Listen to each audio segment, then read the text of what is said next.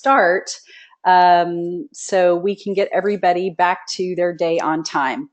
My name is Terri DeNeui, and I am a nurse practitioner and founder of Hormonal Health and Wellness Centers. We are changing our name this year, in fact, in just a few weeks, to EVEXIAS Medical Centers, and EVEXIAS is Greek for much wellness. I started the practice about in 2008, May of 2008, just with a passion just for helping, at the time, women achieve a higher level of health. I was a labor and delivery nurse for a while, and I worked as an emergency room nurse practitioner for a long time, and an internal medicine nurse practitioner. And I just was really kind of fed up with just the way we were just prescribing medication, and not really fixing problems. So over the last 8 years, we've grown to 24 employees and 4 amazing nurse practitioners, which I'm going to introduce here in a minute, and 2 locations, one in Rockwall, Texas, and one in Southlake, Texas, and hoping to open a Dallas location, much awaited by a lot of our Dallas patients that drive, next year.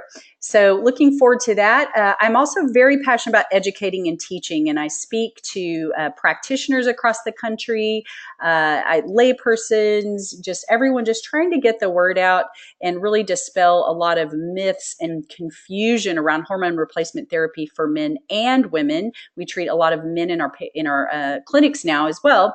And most recently, I was invited to be on a research grant that was looking at the Women's Health Initiative trial and how did we get into this confused mess around hormones in the first place. So my passion is teaching, and I hope that comes through today. First, I'm going to introduce our practitioners.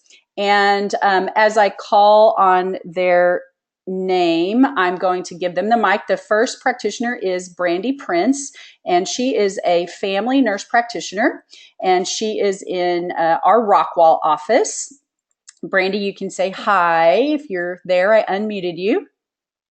Yes, hello everybody. Welcome for joining us. Awesome. And then Laura Level is our other amazing Rockwall nurse practitioner. And Laura, you have the mic. You can say hi, connect with everybody out there. Hi, everyone. So glad to be a part of this. Awesome. And then our other practitioners, which I don't see Sam on, she's off today, but Samantha Piles, she is one of our Southlake nurse practitioners and has been here with me the longest, with Brandy being the second longest.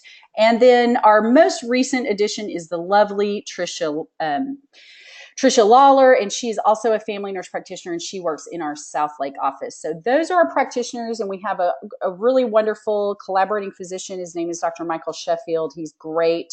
I should have put his picture on here, but I think he's very shy. He doesn't like it when I do that. So that's our practitioners.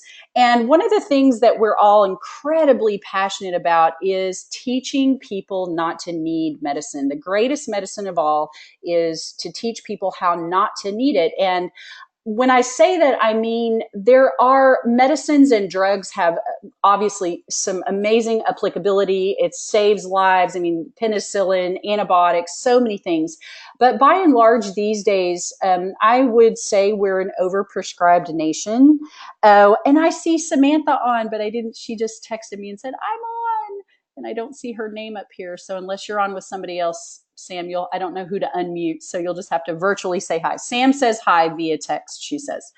But one of the things that I believe is that we're really kind of over-medicated, and we're really prescribing a lot of medications for symptoms, and we're not really treating the root cause necessarily. And so when you treat a disease or an illness, the context really remains the same.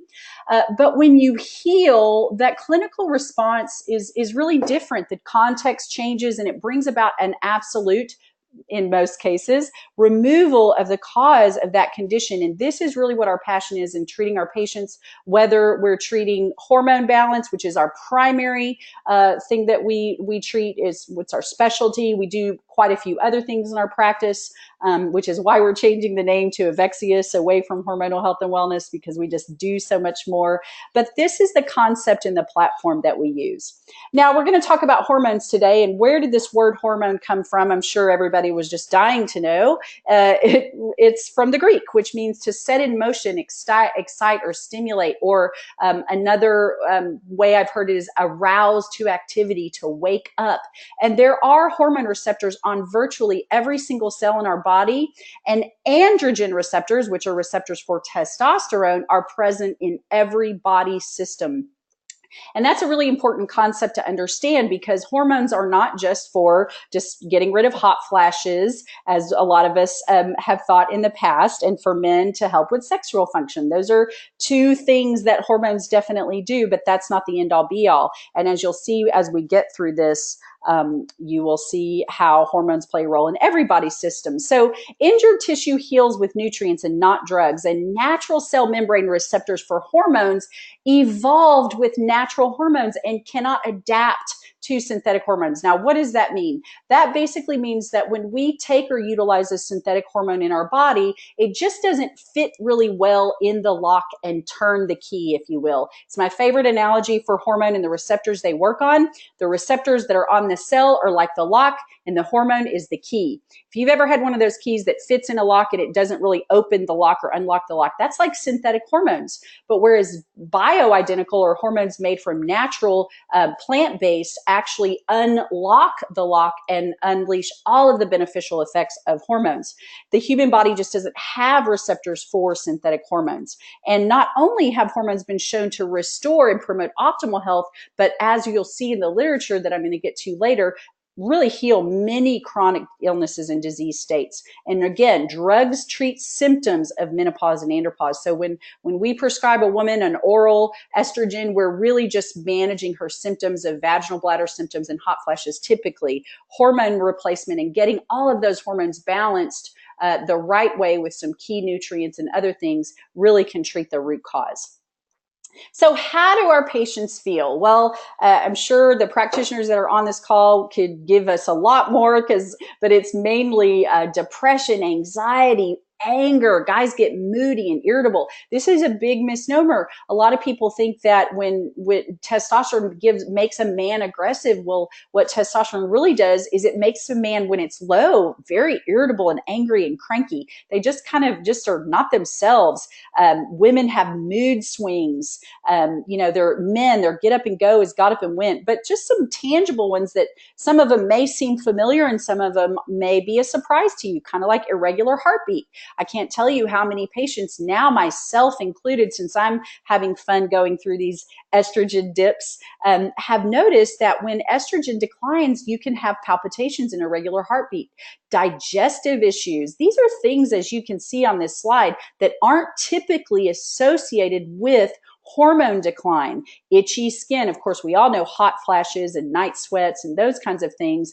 Definitely loss of sex drive, menstrual cycles go away, joint pain, fatigue, depression, anxiety, mood swings, weight gain, not sleeping through the night. These are all very, very common symptoms of hormone imbalance. And when we talk about hormones in women, we're talking about not only estrogen, but testosterone and to some degree, progesterone. Now, same thing in men. Men really have many of the same symptoms: depression, moodiness, irritability, anxiety. They start to lose muscle mass.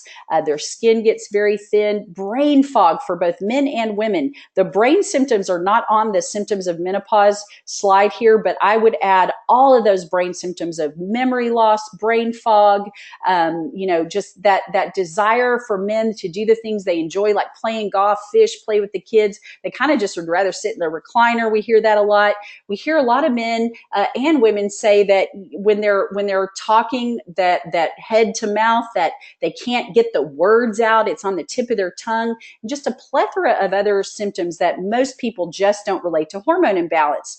Arguing with spouses, fighting, not sleeping, just depressed. These are all symptoms that our patients present with, and so many people that I speak to. And oftentimes we go to our doctors or our practitioners, and what's the answer? Well, typically we get a sleeping pill because we can't sleep. We get an anxiety pill because we have anxiety. We get a depression pill because we have depression. And we have, my favorite is we get adult ADD meds like Adderall or Concerta, which is funny because a lot of people that take that really swear they need it because they feel so much better on it. But I always giggle and I say, well, it's speed. Of course, everyone feels a little better with a little speed, right? So, but I would just put out there that anxiety, depression, irritability, sleeplessness you're not deficient in these medications that are band-aiding those symptoms. So this is just a little comedy, but no, hot flashes are not nature's way of lowering your heating bill. I would disagree with that. So estrogen, well, it's probably the woman's most important hormone. It has over 400 functions in the body. Some of the things that people don't realize about estrogen is it reduces your risk of colon cancer. Women who go through menopause and don't have estrogen replaced actually have higher risk of colon cancer.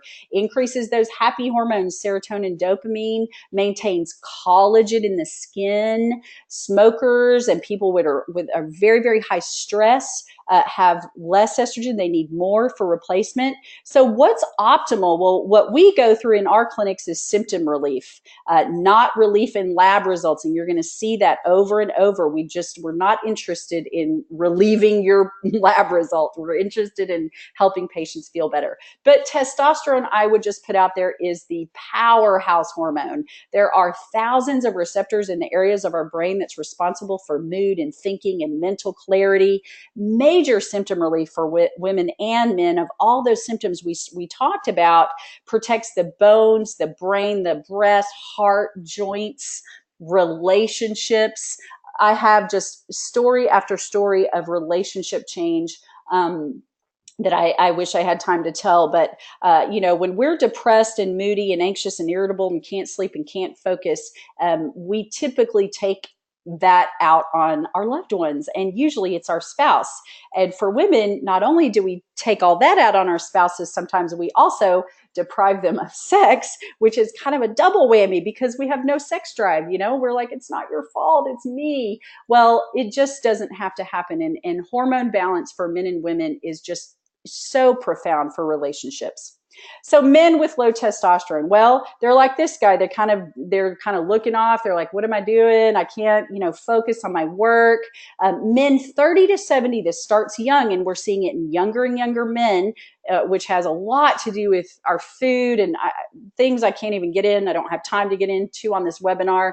But they lose now up to 10% of total testosterone production per year, which puts men at risk for Alzheimer's disease, heart disease, fractures, osteoporosis, prostate cancer goes up with low testosterone. I know that's a myth that a lot of people think testosterone causes prostate cancer, and it doesn't.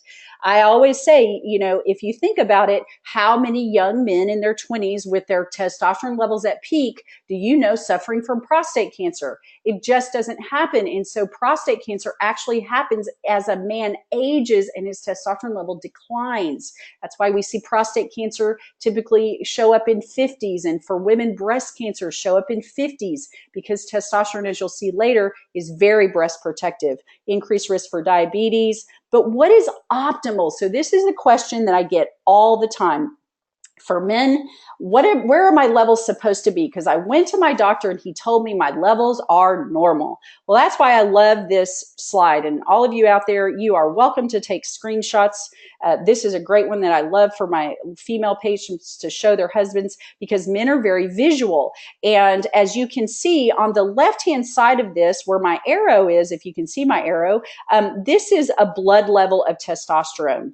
And for every 100 points, a male testosterone falls below 900, his risk of these diseases goes up exponentially. So you can see how protective it is to the brain, to the prostate, diabetes, type 2 diabetes, metabolic syndrome. Notice the very last thing to go in a man is erectile function. And if there's anything that I want to clear up for women and men is testosterone replacement therapy. It really has minimal to do with the sex drive. Men have a sex drive till the day they die, typically. And so that is not a good litmus test. Fatigue, all these vague symptoms that I already talked about are really what you need to pay attention to. Heart disease risk, as you guys will see later, there's a lot of studies to back this up. So really we want guys, optimal is above 1,000. 1,000 is the sweet spot. We don't really want it above 1,100, 1,200. Because when it gets higher, that can just create issues. They don't feel as good. But the sweet spot for men is right around that 1,000 mark. Positive effects of natural testosterone. Everything I'm talking about here is natural testosterone. We don't see the same things with synthetics and synthetic injectables. But improved erectile ability, prostate protection, all of those things we spoke to earlier. Body fat loss, it rebuilds muscle. Men rebuild muscle and change their body shape very quickly. It's very annoying to most of the women and the wives of the husbands that come in, how quickly they lose weight and get in shape. And reduced anxiety and irritability is a big one. Their brain just works better. So women we start losing 50% of our testosterone production after around age 20, and birth control pills really suppress that big time. So we have many, many young women, two of my daughters included, that are in their 20s on birth control that do get testosterone replacement because it suppresses the ovarian production of testosterone. Women with low testosterone have all of the same risk for increased diseases as we talked about before. So it's really important. What is optimal for women? And I will tell you, the other thing that kicks a woman's testosterone, just knocks it right out, is childbearing, is where many women, especially after that second baby, they say, I never bounced back. I didn't have a sex drive. I couldn't get back in shape. My brain didn't work, depressed, moody. Postpartum depression. This is huge for postpartum depression. We have several patients that utilize it for that. So what's our goal? Well, a lab is going to tell you women are expected to be anywhere between 14 and 80 on a lab. But what I would say is optimal is going to be above 70, and honestly, really above 100. Most women, depending on the age, older patients, in their 70s, 80s, that we have patients as old as in their 90s, they do well with a testosterone level around 70 to 100. But younger, more active women definitely want that testosterone level. The sweet spot is around 150. For some people, 200 and higher. I love to run mine around 250, 300, depending. So everyone is different, and a blood level really only tells you that that's what the blood level is, but it's the receptors that matter. And we'll talk about that a little bit more later. Probably if a woman's testosterone level is 60 to 70, she's not going to feel any symptoms per se. Around 50, she's going to have some energy loss. When it gets closer to 40, all of the things you see there on the screen. 30 to 40, everything is at its absolute worst. This is about where we see probably about 25, 30% of our patients, but most of our patients come in with a testosterone level of less than 30, and everything is at its absolute worst. So positive effects, again, all of those things we talked about. Depression is lifted, sleeping through the night. For men and women both, it's not falling asleep that's the issue, it's staying asleep is the issue. Night sweats are also a testosterone deficiency as well. Feeling just overall sense of well-being. We have so many women come in and just go, I just don't feel myself. I feel like I have the blues, the blahs. I don't have any reason to be sad and depressed. My life is good. There's no reason for this. What is wrong with me? It is testosterone almost every single time. Brain fog goes away. Sex drive is definitely much better. Women go from couldn't care less to, this is kind of fun and interesting for a change. Of course, the husbands love that. So how do we do this the best way? What's the best treatment for hormone restoration and balance? So we're going to look at the differences between the modalities. Oral hormones are obviously our least favorite. The Women's Health Initiative trial in 2002, I've studied it a lot. I've been speaking on it nationally over the past, since June. And how did we get there? Well, the Women's Health Initiative trial, there was doctors were convinced before the Women's Health Initiative trial, based on just experiential data, not really any good medical studies, that estrogen was so beneficial for the heart. And so the Women's Health Initiative trial was really put out there only to see if estrogen helped with heart disease. So they only used Premarin, which is the urine of pregnant mares, which is why this horse on this picture is upset because she's about to get human estrogen, because why would we want a horse estrogen? It doesn't work very well. So the two drugs that were studied in Women's Health Initiative trial, the oral versions of synthetic hormones that a lot of women get, were Premarin and Prempro, which is the Premarin and the progesterone piece. Well, the Women's Health Initiative trial actually was kind of the Prempro arm of it was shut down early because they were actually seeing a lot more increase in strokes and heart attacks and breast cancers in that group. And the estrogen only trial kept going because they actually saw some benefit there. So a lot of, unfortunately, what happened is when that initial information came out about Prempro, which is synthetic progestin and estrogen, synthetic conjugated estrogen, all of the scare around hormones came out based on that one drug. So one of the biggest things I'm unraveling for practitioners across the country, people like you guys that are on this webinar across the country, is you cannot lump all hormones under one umbrella. What we found with Prempro cannot be applied with other modalities and other types of hormones. We see a lot less problems with oral natural estradiol, even if it's taken orally. That's the least favorite way to take that because of the liver conversion. That's where you get a lot of your side effects. So what did the Women's Health Initiative trial teach us? It taught us that we need to look at all of the different modalities and don't make a judgment about one hormone. We also need to look at the patient. A lot of these women, they started in this trial in their 70s. They already had heart disease because they were so convinced that the estrogen was going to help their heart disease. So they had comorbidities. There were so many things that were very confusing about the data in that trial. So really don't want people to think that estrogen is bad for you, because it's not. It's our life force. But oral estrogen does have a lot of side effects. So what are those? Increased breast tenderness, risk of cancer, potential synthetic conjugated progestins is what we're talking about here in that part, vaginal bleeding, headaches, bloating, weight gain, and so forth. So patches, and I know I'm blaring through this. I'm going really fast because I know I'm trying to get all this information into you guys in a good time frame. But there's ways to get in contact with us to ask questions, which you'll see at the end. Patches, definitely better than oral because it's going through the skin. There's a lot of problems with patches. Number one is most people don't even absorb. Almost half people are very hard to absorb and transfer hormone through the skin. It has to be changed all throughout the week. It doesn't stick well, but it is better, less side effect profile than oral for sure. Creams I used to prescribe in my practice before I discovered hormone pellet therapy. And there's the biggest deal with creams is it's guessing game. It's a one size fits all approach. There's no dosing regime. It's not specific to the patient. It can transfer to other people. It can be better than nothing, but in a lot of cases, people don't have good results because it's the dosing science just isn't quite there with creams. And again, you have the same skin absorption issue as you do with patches. But the biggest thing is it's a lot of guesswork. Testum cream. Now remember back in that slide where I showed you a male testosterone needs to be above 900. This is a great study that looked at Testum cream, which is a synthetic testosterone cream that's very expensive and very stinky. But what they did is they followed 300 guys for a year and they showed they really couldn't get their testosterone levels up above 400 to 425. And that's at the higher dose of 100 milligrams. So although guys might have felt a little better than at 250 for $100+ a month and to smell really bad, it just probably isn't really worth it.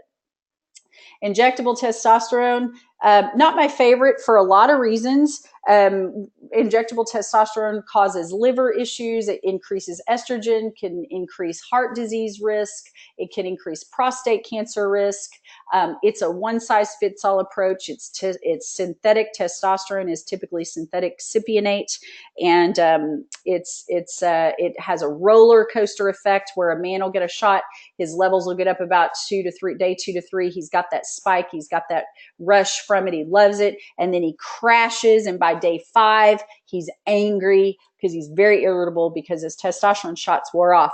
The biggest thing with testosterone shots is that I've seen, and we see men come through our practices on a regular basis that are going to some of the shot clinics, or they're getting shots from their regular doctor, and we see a lot of problems with liver issues and with blood thickening, and with estrogen increases. So a lot of the shot clinics have figured out the estrogen increase, so they just put every guy on an estrogen blocker, which is not good. It's all about balance. Men don't need a lot of estrogen, but they do need some estrogen. And if you overblock estrogen, it can cause erectile function issues. It can cause aggression. So you just kind of have to know how to balance those two hormones. And that's a big challenge for a lot of people that don't really understand hormones. Hormone pellets are my favorite. They've been around since the 30s. They're not new. They had been utilized in the 30s in women who had radical hysterectomies. They are yam derived. In case you don't know what that field is, it's a field of yam plants. And I had a patient ask me this today. What about the yam has anything to do with hormones? A lot of people think it's the potato part of the yam. It's not. It's actually the plant. And the 5-ring carbon structure on the plant of the yam is identical to human hormone. So when they process this down into a powder and compress it into those tiny little pellets you see this woman holding in the screen, and they dose it, in milligrams. There's several different doses, so you can really tailor the dose to the patient. So it's not a one-size-fits-all approach. It's very specifically dosed to the patient based on age, weight, blood levels, activity levels. There's a lot of things that go into the dosing. And then they last on average in women for about 4 months and men for about 5 months. So 2 to 3 times a year, and you just forget about it. They've been around since the 30s, so they're the most widely studied form of hormone. And they work in that when they're placed in the fatty tissue under the skin, the hormone releases very, very slowly over time. So once those hormone pellets are placed under the skin, levels slowly come up over the course of about 3 to 4 weeks. And that's when you peak, and then they'll kind of hover there for 3-4 months, and the levels will start slowly declining, and the patient just comes back in and gets another round.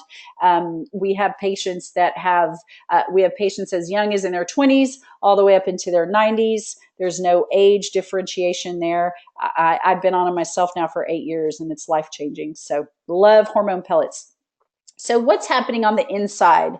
Well, let's talk about the research, because this is where we get a lot of people say, well, I talked to my doctor, or I looked online, and it says it's investigational and hormones really aren't that great for you, and blah, blah, blah. So I'm going to dispel some of those myths in this last section of this webinar. And thanks for hanging in with me, guys. I know I'm fire hosing information at you.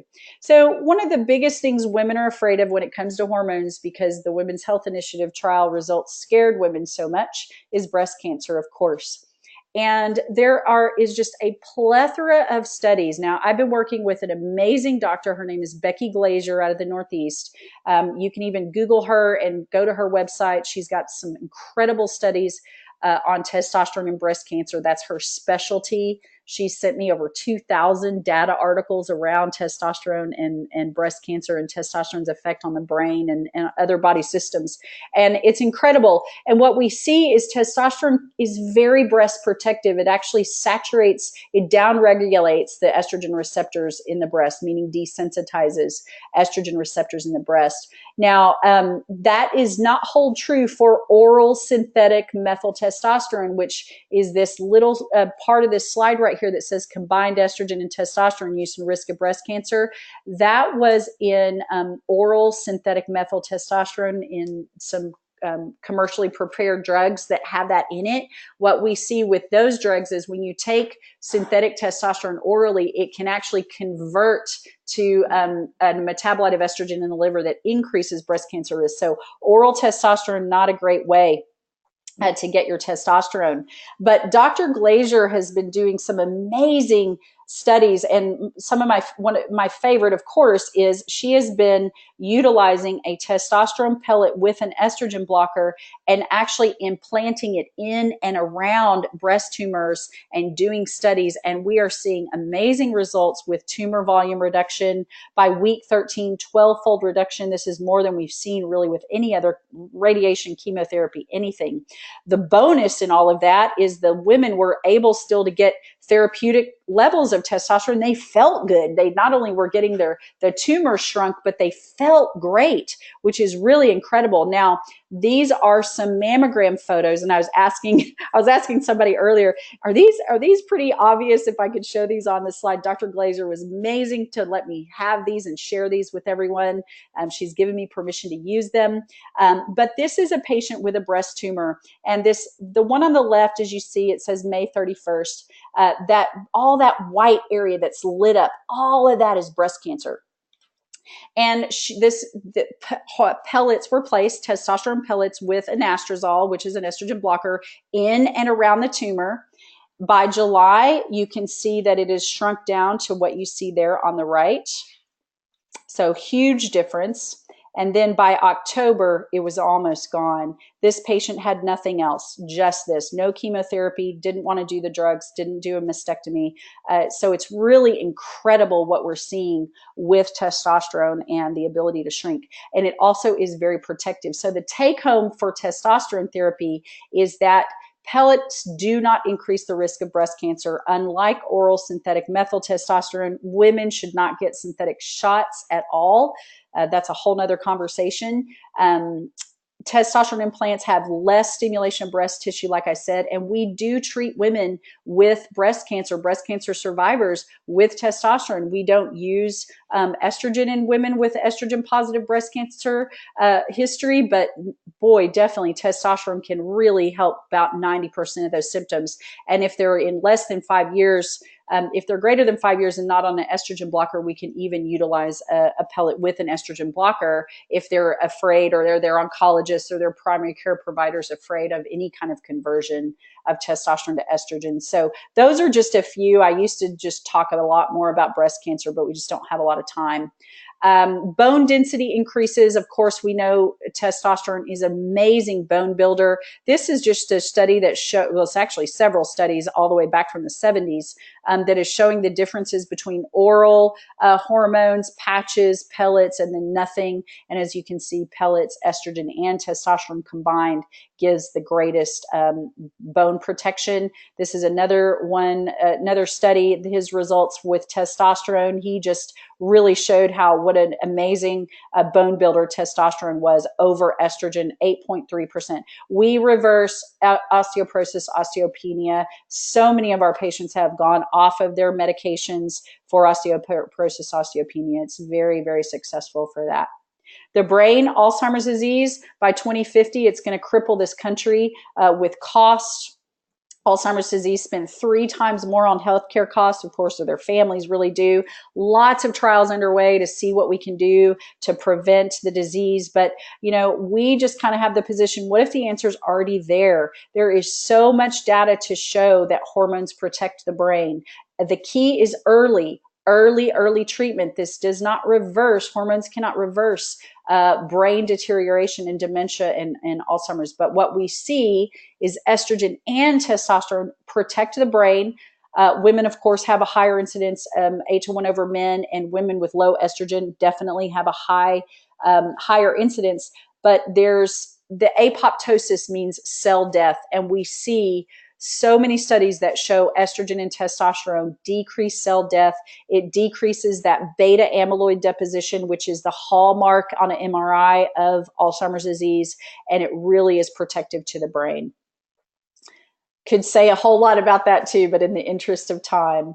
The heart, we see testosterone and estrogen, but really primarily testosterone be very protective to the heart. Natural testosterone, not synthetic testosterone. I just want to put that out there. We haven't seen that same data from synthetic testosterone, but it reduces insulin resistance, cholesterol, visceral fat, heart disease. It's a powerful anti-inflammatory. So it's really amazing. This it's a powerful vasodilator, coronary artery vasodilator as well. So it's really a powerful just tool in your toolbox for heart disease prevention. There are so many studies that show men over 50, if they get those testosterone levels up in that 7 to 900 to 1,000 range, have huge reductions in heart attack risk. Women, very important. Obviously, 1 in 7 premenopausal women die of heart disease, and it rises to 1 in 3 when a woman is postmenopausally not getting her hormones replaced. And it's really important because women don't show up in the same way that men do. Men show up, with chest pain and all of the left arm pain and the shortness of breath, all of these things. But women, unfortunately, in my years in the emergency room, women usually show up in the emergency room too late. Because they might have just had nausea for a couple of days or just very vague symptoms. So prevention is so, so important for women. And lastly, the joints. Joint pain relief is probably one of the number one things our patients say that they get relief from. This was a great study about how estrogen and testosterone increase the cells that can prevent breakdown of the joints, and it increases cartilage formation in the joints. But the other thing we see with hormones, especially testosterone, is just a powerful anti-inflammatory. Now, I'm going to tell a quick story as we wrap up here about an 18-year-old male. And this kid, his mom had been coming to us for years for hormone pellets, and she was noticing a lot of the literature about brain fog and depression and moodiness and can't sleep and blah blah blah. And she said, "I think my son has low testosterone. Can I bring him in to get him tested?" And we were sure. We're seeing younger and younger men with low testosterone. And his testosterone level was actually really good. It was above 900. And what I found with him is that he was very deficient in vitamin D and in iodine. And iodine, of course, is incredibly important for thyroid function. And vitamin D is incredibly important for your hormone receptors to receive the hormone that's in your body. So all I did was I put this kid on some supplements, and that was it. And about 2 months later, his mom came back in to get refills. He was off to college. He had gone off of his antidepressants. He had gone off of his sleeping pills and anxiety pills. He had a girlfriend. He felt amazing. She said, "I couldn't get this kid to take a Flintstone vitamin when he was little, and he's calling me from college asking for me to send these to him." So my point with telling you that is hormone balance isn't just about giving you the hormone and putting the hormone in your body. I liken it to you putting gas in the car, but the engine's really dirty and the fuel can't get into the engine to really crank that engine up. It's the same thing. Our hormone receptors, there are certain nutrients that our hormone receptors need. Thyroid, I'll do a whole nother webinar on thyroid, but people with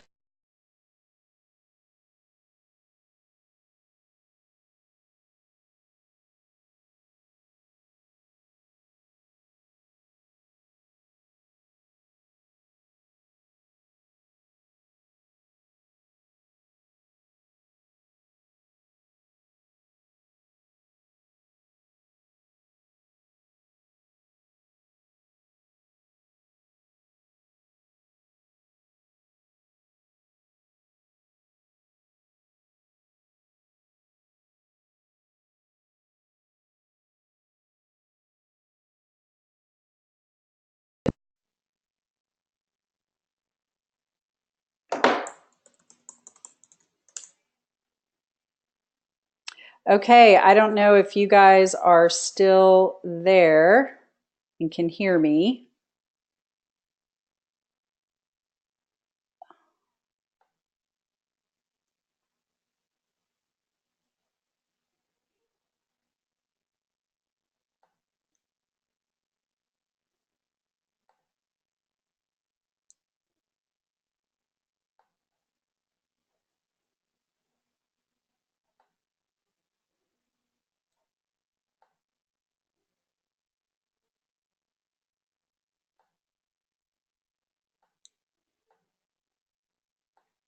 All right. I don't know if you guys can, those of you that are still here, thank you. I'm not sure if anybody can let me know if you can hear me. We just completely lost our connectivity, but I was finished. So I am going to, if you guys are there, I see Brandy, thank you so much. So that last slide, we just totally lost power and everything. So I apologize for that, but I was actually finished. I was telling you the story about my guy, and we put him on vitamin D and we put him on iodine, and he feels amazing. So what I was getting at, my point there is that, sometimes just putting gas in the tank isn't enough. And there's many things that go into hormone balance. So hormone imbalance can occur in men and women at any age. It affects relationships. It affects partnership. Not all therapies are created equal, as you saw before. And hormone balance is not a one-size-fits-all approach. We really need to look at your thyroid, your vitamin D, and your iodine levels. And that is all I have. I really appreciate, it looks like most everybody stayed on, which I appreciate it. We all definitely want to live and not just be alive. And so I hope that some of this information was beneficial to you today. I apologize for the technical difficulties there. There will be a recording that goes out. I may re-record it without that blip in the radar that we had there. But when the recording goes out, please feel free to share it with family members that you think might benefit from this information. And for anyone that listens to this webinar, gets a complimentary consultation in the next 30 days. So here are our numbers, and I thank you so much for your time. You can also email questions to RSVP at hormonalhealthandwellness.com. We've run out of time, but I really appreciate everyone's attendance. And if you have any questions, please feel free to email them to us. And these are some of the recommended resources.